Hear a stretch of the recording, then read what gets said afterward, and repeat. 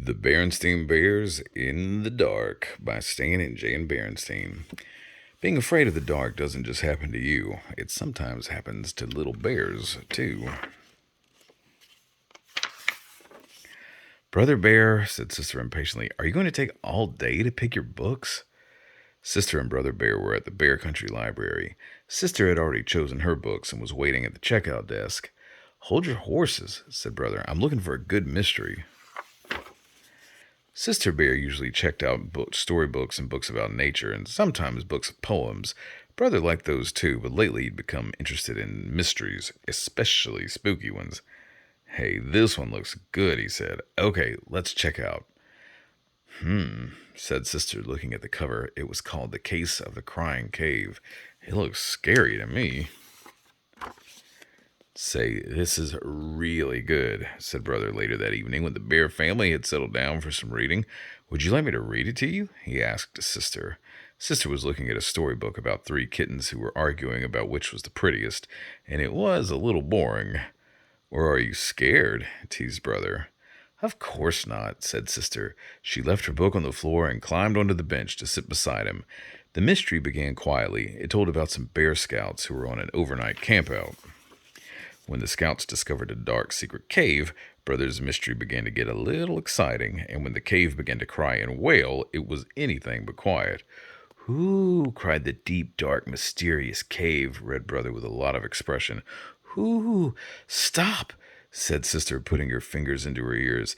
"That's enough!" And she went back to her storybook. Scaredy bear, teased Brother. And that's quite enough of that, added Papa Bear, looking up from his paper. At the cubs' bedtime, Papa and Mama said goodnight, turned off the light, and left the cubs in the usual sleepy darkness. Outside the treehouse, the bright, busy sounds of the day had given way to the soft, soothing sounds of night, the quiet conversation of frogs and toads, the soft cry of the owl, the sigh of the night wind, and if you listened very hard, you could almost hear the softest sound of all, the sound of lightning bugs switching their lights on and off, on and off. But inside the treehouse, Sister Bear wasn't even beginning to fall asleep. That night, the dark didn't seem the least bit quiet and sleepy. In fact, it seemed like the spooky darkness of a scary cave, and the friendly old chest of drawers and funny clothes tree that Papa had made didn't seem so friendly and funny. They seemed more like cave creatures.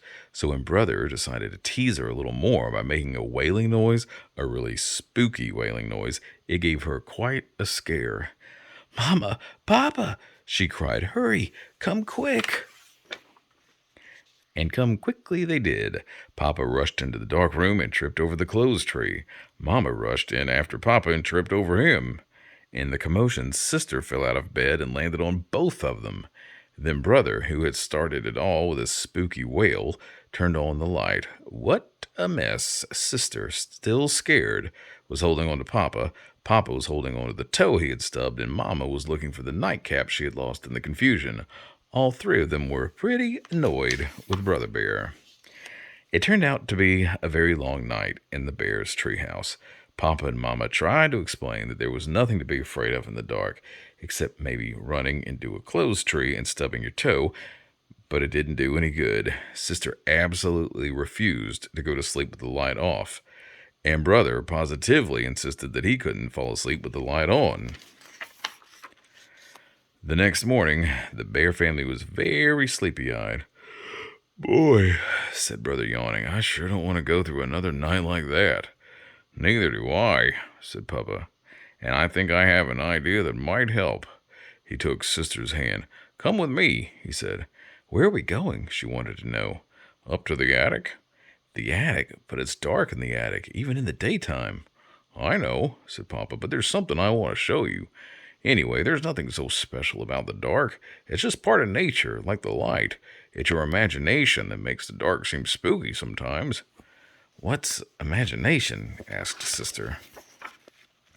"Imagination is what makes us think that chests of drawers and clothes trees are cave creatures." "I wish I didn't have one," said Sister.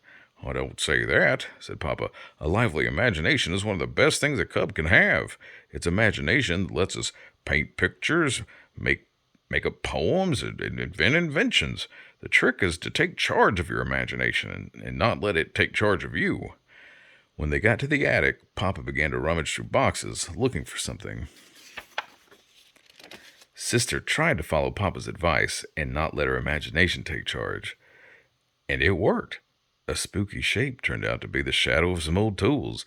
What looked like a giant was really some piled up furniture. Here it is, said Papa, my old nightlight, the one I used when I was a cub and had a little trouble falling asleep in the dark. Sister couldn't quite believe that her big, powerful Papa was ever afraid of the dark. Oh, sure, said Papa, most of us are at one time or another. How about reading the rest of the Case of the Crying Cave? Sister asked Brother later that day. Are you sure you want me to? Sure, I want to see how it turns out, she insisted. When it turned out that there was nothing very spooky about the terrible wailing noise, it was caused by wind blowing across an opening in the roof of the cave, like the noise you make when you blow across the top of a bottle, Sister was a little disappointed. And that night, when she and Brother were all settled down in the cozy glow of Papa's old nightlight, she said so. I was pretty disappointed by the way the Case of the Crying Cave ended. Why? Asked Brother. Because, she said, I was hoping the wailing would be a really spooky, scary monster. And she leaned down from her bunk over Brother's and made a spooky, scary monster face at him. Cut that out, cried Brother. Then Sister went right to sleep. But Brother lay awake for quite some time, listening to the owl hoots and thinking that maybe he'd had enough mysteries for a while. The end.